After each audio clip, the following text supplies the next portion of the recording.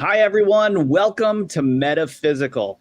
In our last episode, we talked about the occult things happening in Switzerland, home to the World Economic Forum and CERN. Well, in part two today, remote viewer John Vivanco will be sharing the data he learned about the ritual that supposedly happened in front of CERN's Shiva statue. Plus, we'll talk about CERN's experiments, the financial side of Switzerland, and so much more. So join John and me, investigative researcher Rob Counts, for a show that's out of this world. John, what's up? Hola, senor. How are you? Doing well. I feel like I've upgraded from the Swiss greeting you gave me last episode, which was more like "Allo," something like that. Yeah, well, you know, I'm a man of many languages. Yeah, yes, I see that. And so you know, you guys definitely go back and watch the last episode if you didn't. We went on some tangents that I think you'll find really interesting, and who knows what today's episode holds for you. But a couple of things stand out that we want to talk about, and one is these 400 or 375,000 plus bunkers that they've made in Switzerland. Yeah. And what for? I mean, what's going on with these things? I mean, here's some footage of these bunkers and these tunnels that they've been digging. Now, is this nuclear holocaust stuff, or is this to protect something else? Yeah, this is fascinating. Actually, this video is a really, really great video because this guy goes out and just explores them, finds them. He takes these drones and just takes them up the sides of mountains, and literally sheer cliff walls. You've got one of these sticking out of it. You've got a cannon sticking out of it. You've got these holes where people shoot from, just coming out of the side of a mountain.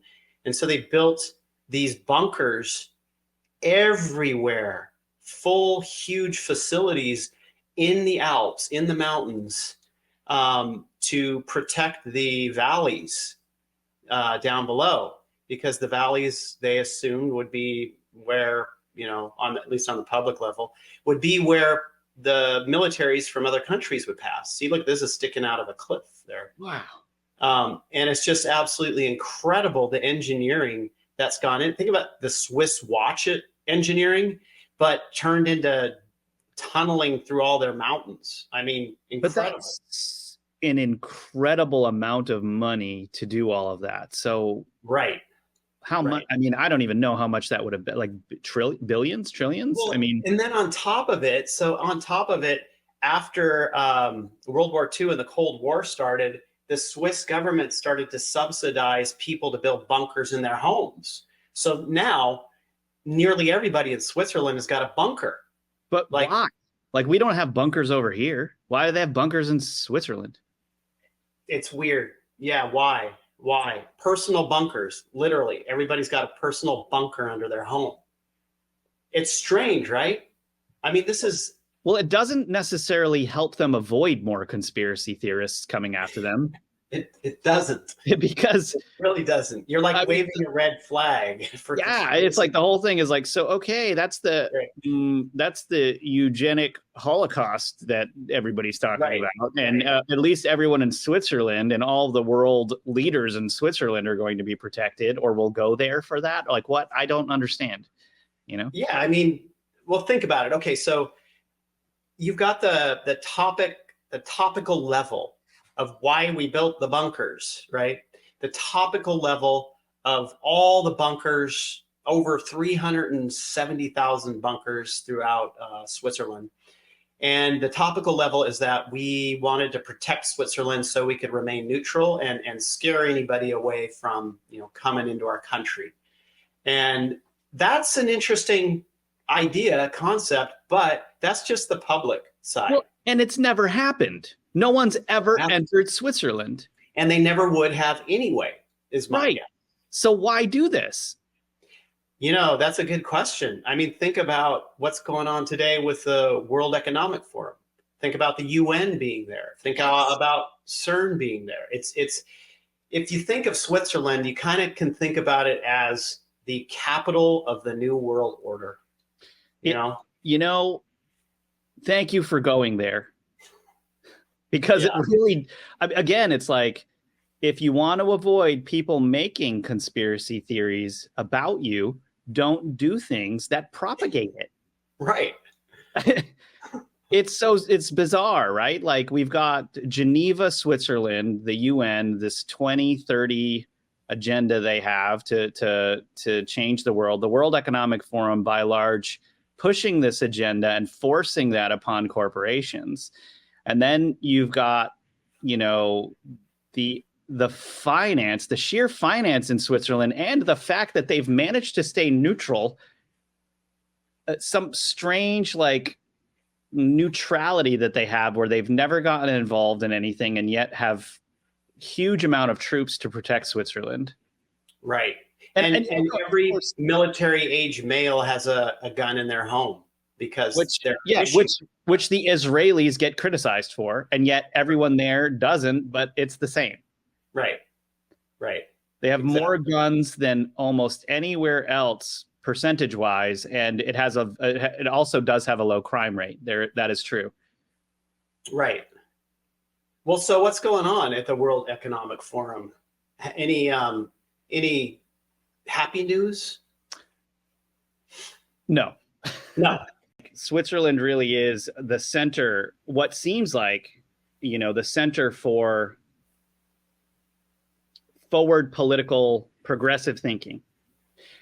The UN and the WEF are there, along with a bunch of other organizations, and their fortress of science is there as well, at least on the surface, which is CERN, right? And in the last episode, we were talking about this Gotthard tunnel and this strange ceremony that headed up the opening of the Gotthard tunnel. And now, like, we've got CERN, and CERN actually had a very similar opening ceremony. And now, John, you've done some remote viewing on this opening ceremony, and what happened? What did you get? That's the Gotthard tunnel. That's the tunnel. No, we were looking at the. We looked at one point. There was this one video that kind of went viral, and it was a person who was filming. There it is, supposedly kind of in hiding. These people dressed in black shrouds, doing something like a ceremony. Now, that's the Shiva statue at CERN. It's a public area, right?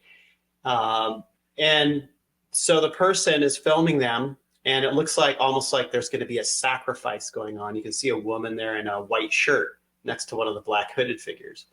And so at a certain point, the person who's filming has to run out, because they kind of realize, oh, hey, this is a sacrifice. I might be next. So we had remote viewed that. Literally, this was a troll. This was literally a troll. It was. Yeah, it was. It was people who work there messing around, because these people, they're very aware of the conspiracy theories that are going on surrounding where they're working. They're very, very aware of that. And they watch that and they think it's funny, because, they don't think anything weird's going on there. So they just set this up as a little thing for the internet to get people worked up. It was a troll. And I think this happens a lot. When you get to some of this stuff, where they create these diversions that people get focused on. So here's the thing. If you saw something like that online and you're a researcher, maybe you're just starting out, you will focus on it because it is sensational. It's very sensational. When you find it will keep you from finding more other deeper, relevant, important information. So it keeps you like chasing your tail, these types of things in general. Now that's like psychological operations, but that particular thing was literally like just people who work there being ridiculous and just wanting to mess with conspiracy theorists in general. And from their standpoint, when you look at that Shiva statue, and I know the Shiva statue there really turns a lot of heads. What's the symbolism of it, right? People get concerned about that Shiva statue. Concerned about that? I see what you did there, John. That was Sorry. bad. Not concerned about that.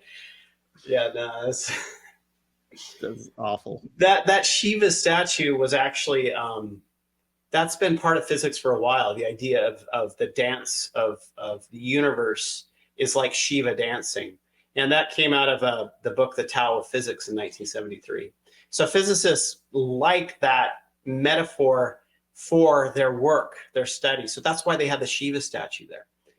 The statue, though, also is considered, like, the god is considered the god of destruction. So the god of creation and destruction, yeah. Why did the original physicist use that as an example in the first place when we know science has been used to basically beat people for a really long time? It's like a bat. Exactly. So I'm not saying yes or no. Like, one is okay. Well, that's maybe the physicist standpoint. So from the physicist standpoint, they've all read the Tao of Physics because that is like the book classic. It's a classic. So they're like, well, it makes perfect sense to have a Shiva statue here. It's innocent, right? That's their perspective on it. But the symbology, the symbolism goes much deeper than that. Destruction of worlds. I mean, you're talking about Switzerland too, where they've been digging into mountains trying to find the underworld for a very long time now. Well, and CERN's logo alone, right? Why, like, people are saying this is the particle accelerator, but why are there 3 6s? Very, very obvious 6s here. Well, here's the thing, why would you do that?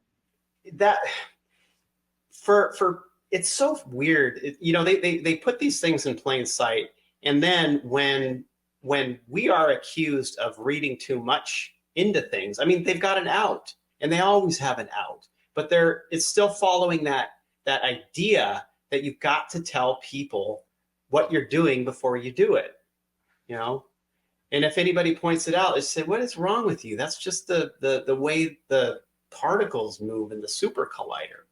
But it is. People don't realize, I think, at large, that symbolism is huge. Symbols have power, and there are those that realize it, right? So when I look at a symbol, look, if you've erroneously made your logo like a pyramid with a spiral in it, I'm going to freak out, right? like you may have been innocent about it, but I'm going to freak out. I'm going to go, Yeah. So I don't know, right or wrong. You got to pay attention to the symbols that you use ultimately, I think. I agree. And I think this is another reason why modern art is so weird, is because it's literally dumbed people down into not paying attention to what they're looking at. Right. That an abstract image means nothing and you shouldn't take anything from it, and you're superstitious if you think anything of it. But it's like, no, actually, there should be a meaning behind everything that's done. And if there is meaning behind everything that's done, what does that thing mean that you're looking at? It needs to mean something. Right, exactly. And so, yes. I believe, like, humans' minds have kind of gone into disarray over the modern art movement. And the modern art movement has paved the way for so many strange, I think, criminal activities going on. Right. Art. Man, art being used, the potential for art being used for money laundering is massive. An art piece that is like a banana taped to a wall going for $250,000 or something like that. Like, okay, so are we cleaning money here? Right. We can't say that that's definitely the case, but we'd also be pretty unintelligent not to assume that there's parties interested in, $120,000 for that banana taped to the wall. That's ridiculous. Yeah. And Art Basel in Miami is where a lot of this stuff goes down. And it's like, also in Florida and in Houston, we have like large amounts of human trafficking going on. Right. And it's like, if I just think following the money is a very important thing. And isn't it convenient that art can just be used for so many different things? I mean, and if you look at who was behind buying all of these modern art pieces at the very beginning of the modern art movement, we come across these same names that keep coming up in history that I don't even want to repeat here because it's annoying. Right. Yeah. I mean, yeah. And so yeah. And I think, the crazy thing is, I don't even think CERN, coming back to it, is the only gigantic hadron collider. I think that there are more black ops hadron colliders that are much larger and probably much more dangerous. But CERN is the one that we know about, and lots of money is being funneled into CERN to study what? To find what? A God particle that can do what? Destroy humanity by creating a black hole? I don't know what you're trying to find there. Right. Exactly. Why is that so important that mankind finds a particle that small when they're starving people, when Africa is as screwed up as it is, when you have the CCP running amok all over the planet, spreading their ideals, spying on everyone, surveilling everything, giving people TikTok? I mean, the list goes on. Well, I mean, because they're trying to open a portal to another world, to another universe. So you do believe that that Switzerland is ultimately being used for that, like both historically and now? I mean, look at the theme here. Look at the theme. I don't think, okay, so all the bunkers, like what I was saying before, I think that's where the public exists. Well, they're bunkers, they're for protection, right? But during World War II, the reason why Switzerland was neutral was, well, we do know that the Nazis were storing tons of stuff in Switzerland. Switzerland was in a sense their bank, right? All the material wealth is in vaults, went into vaults in Switzerland from many countries and many people, power and control. And think about Switzerland, and think about the chessboard that the banking elite created for World War II. Well, they got to have a place where, because they know that this war is going to go crazy and get out of hand. And they want to have a place, a neutral place where material wealth can be stored, theirs and countries' material wealth. So Switzerland was that place ultimately. So that's like the next level down. And that's why the Nazis never went into Switzerland, because they couldn't, because Hitler was part of that chessboard, right? Was put in place in that chessboard, just like the United States was, and Europe was, or Britain, Great Britain, doesn't matter, Japan as well. Chess pieces moving around, right? Keep Switzerland in a place that holds all the wealth. That is our new capital for the New World Order. Think about it. Like, that is where we were going to set up. Don't destroy Switzerland, right? Don't destroy it. This is where we are. And so even beyond that, you go beyond that, thematically, it's like, what's so interesting about the collider, the super collider, and the idea of a portal to another world? When you get to mountains, and all that natural energy, if we've seen this with remote viewing, there are portals to other worlds. There are portals to other worlds that exist in highly energetic zones in mountains. I mean, could part of their tunneling, their digging, be to find these entrances and exits to other realms? All throughout history, we've had the idea of these portals to hell. People, the castle, Husak Castle, I think it is. Hoska Castle. Hoska Castle, right? You've got Jupiter's doorway. I think that's in Turkey. Where it goes to another realm. It's always going into a mountain or going into rock in the ground, right? Always. Or under a volcano or whatever. Or under a volcano, right? So there's a weird correlation there in my mind. But I could be stretching. I could be stretching too far with this. But I think that there is something to it. I literally think there's something to it. And I don't know. Yeah. Okay, now I want to give a disclaimer here. Like, there's a lot of people who who feel like this is not accurate, and that, you know, a lot of people trying to debunk this, but I'm just for conversation purposes, I'm going to pull up a video right now. I'm going to let you watch it, and I want to see your reaction to this. Is it possible that the Bible actually reveals the location where Satan lives? Check this out.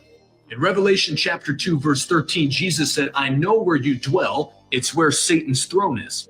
And he said it's the same city that Saint Antipas was martyred in. So we just have to find out what that city is. Well, some researchers tell us that Saint Antipas was martyred under the reign of Nero in a city called Lyon, or today, Geneva, Switzerland. But wait till you find out what's been happening in Geneva, Switzerland. Geneva is the home of an organization called CERN, whose logo just happens to be 3 6s.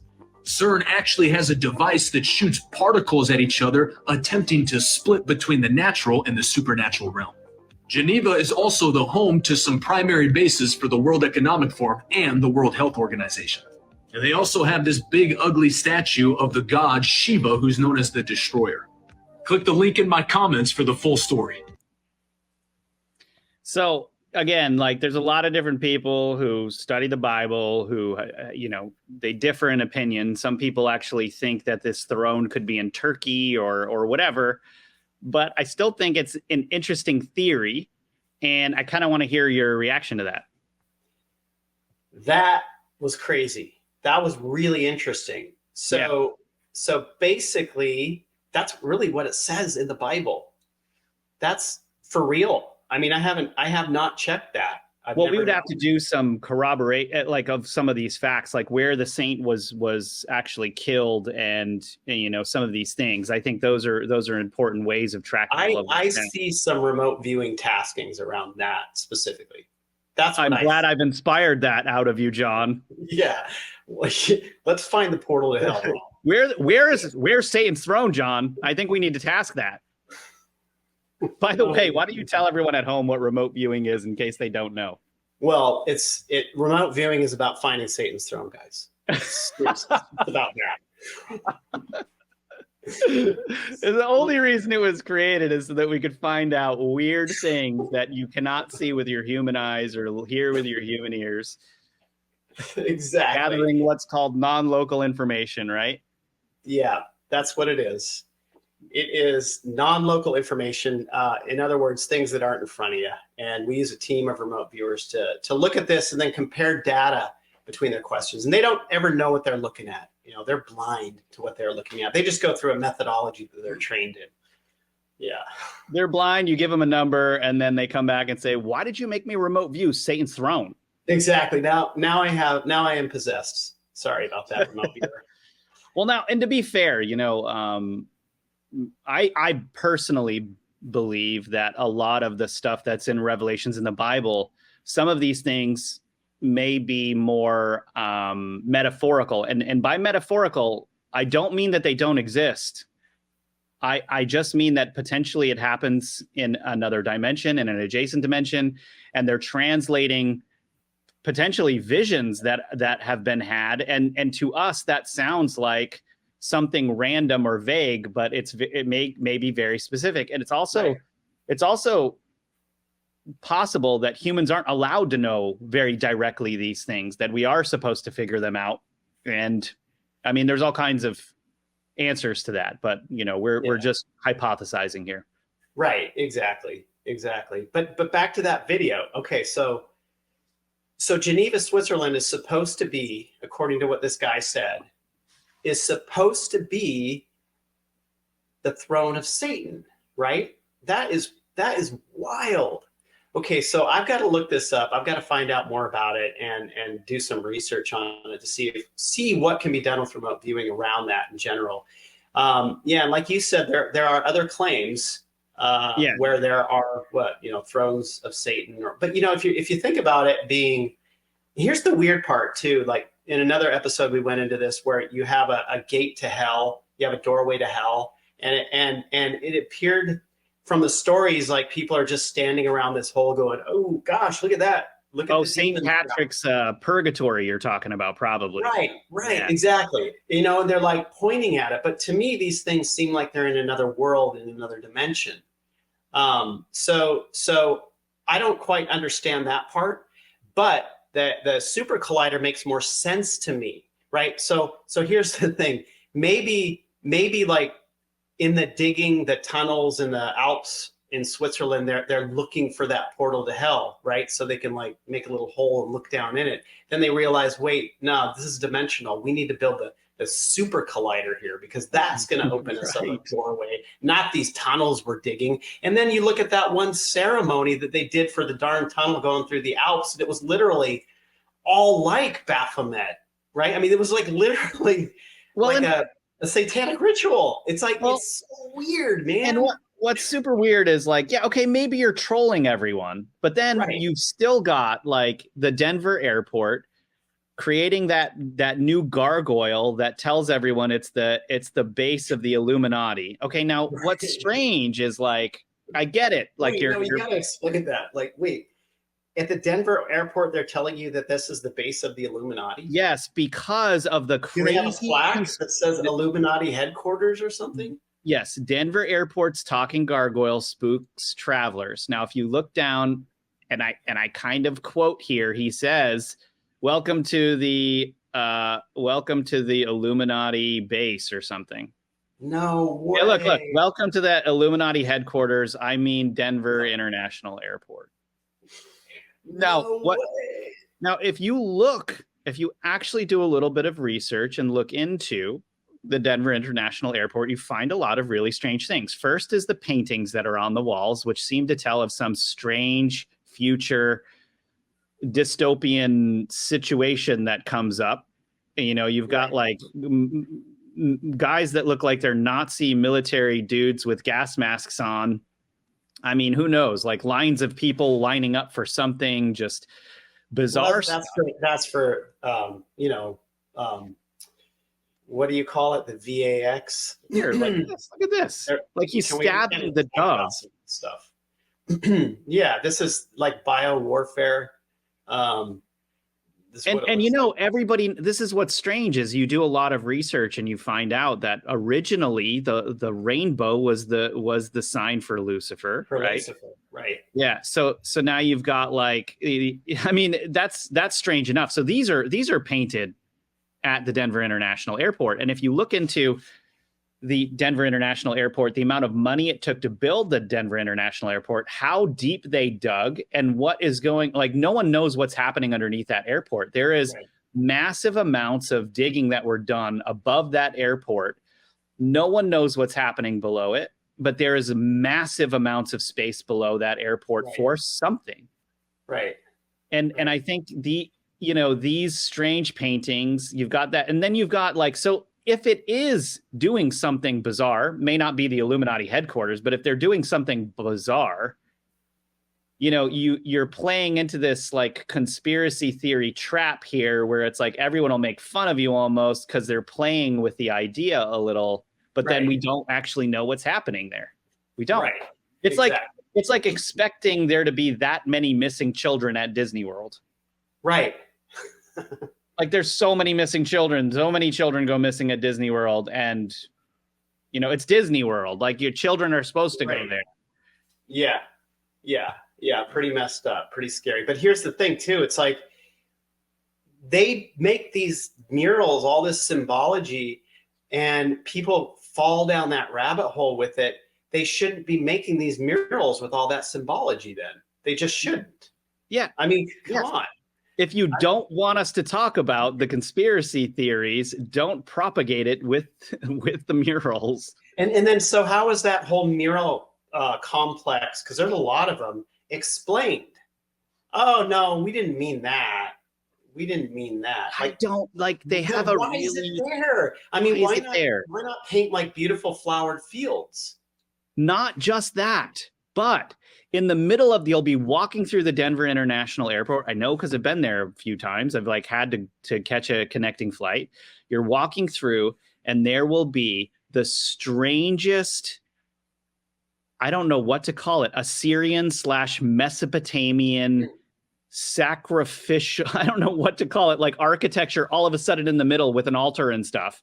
or something that could appear or you could construe as an altar. It's in the middle of the airport hanging out, and you're just like, what's that doing here? Right. What does that have to do with an airport? Right. Or Denver? Yeah. It's strange. Yeah, that's weird. That's But really weird. my point is, with all of this is like it's this strange double standard thing that they have going on where it's like, hey, we are doing this stuff here, so let's make fun of the stuff we're doing with a whole ceremony to get all these people talking so we can make fun of them and everyone will stop looking here. Right. Is that what's going on? It seems to me that that's what's going on now. It seems to me that's what's going on now. I don't think it happened as much in the past, but now, I mean, things have really blown up on the people researching conspiracy theory side because a lot of people's eyes are being opened up right now. So I think that they're like a gaslighting. Yeah. They're to the gaslighting. I mean, it's become so apparent since Trump came. So apparent. Yeah. And I think tons of people were woken up. Tons and tons, especially when the media started to go after their idea of what fake news is. And that really, turned people ultimately. So I don't know. I mean, we're in a messed up situation. John, do you think that those bunkers that we were looking at earlier in the episode related to hiding wealth? That's what I think. I mean, hiding the wealth and protecting it.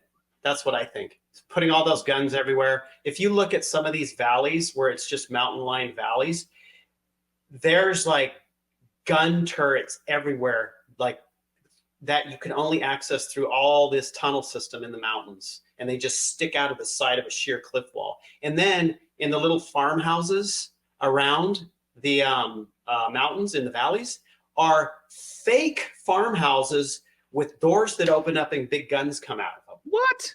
Yeah, literally. Like you can go to Switzerland and go to that region and walk right up to them and investigate them and look at them. There are big fake rocks with guns underneath them. Massive big fake rocks with guns on them. So that stuff is everywhere there. It's not just underground bunkers. They've set that whole area up as anybody comes near here because it's a fortress. It's a fortress. The Alps are that's a Ramu Muru. That's in Peru. What happened here? I'm asking Lindsay what. Oh, because they think it's a Stargate door. Yeah. Yeah, that is a Stargate door. Actually, it is. That literally is. We've remote viewed the heck out of it. She said no one's taken a photo of the Switzerland one, so this is what we're getting. That's hilarious. Nice. That's awesome. And then there's that, of course. We're just falling back on old stuff. Yeah. Great scene. So I think all the wealth was there, and is there. I mean, think about treasure hunting in that place. That's what I want to do. Go treasure hunting in the Alps. Maybe Switzerland is a place we need to go at some point. Yeah. Well, hey, what was that one mountain? I think it's in Austria. It wasn't in Switzerland, was it? Where people have lost time, disappeared. You were telling me about it. There's a mountain, I think it's in the Alps, where I think there's a portal to another time. There's all sorts of stories about it. You told me about it a couple of years ago. It's slipping my mind. What is it? Is it Unter Mountain? Unter Mountain, maybe something like that. Right. Is that in Switzerland? No. Okay. I think that's in Germany. Okay. We're going to look it up. But here's the thing. So in these regions, you have portals to other worlds. You literally do. It's not a stretch at all to think that is on their minds, right? In general, in digging these tunnels. And then because of the legends surrounding it. And who knows what types of portals to other realm legends are there. I mean, let's look at it this way. In the Bible, you've got the portal to Satan's throne, like in Geneva. Right. So, I mean, also one thing to point out is like man has constantly at every stage of its development searched for immortality. Right. without exception. And the only difference between the past, where they were trying to use more magical means, and today is that there's science and they're trying to use scientific means. And what I'm talking about is transhumanism. So the idea that also humans would be looking for a portal somewhere is not a far stretch of the imagination. It's not, because we're still trying to achieve immortality through different ways. Right. And so here it is, Untersberg Mountain. This is where I think a lot of the time slips in the mountains. Right. It's in the Alps. Yeah.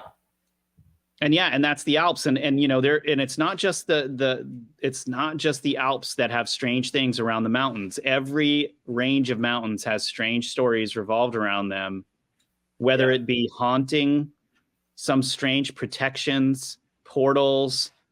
I mean, we've gotten into Mount Adams before, so exactly.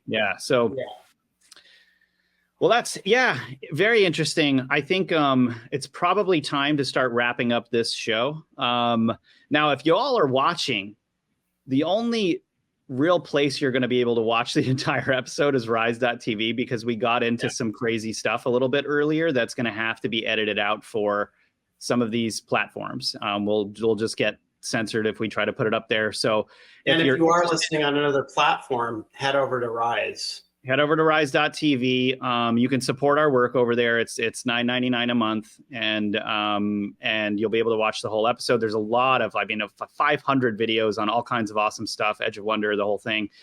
And John has also got a show on rise.tv called Chronicles of a Psychic Spy, and that show is fire. It's awesome. And Metaphysical is sort of a handshake that we have going on between John and all of his awesome stuff and our research over there.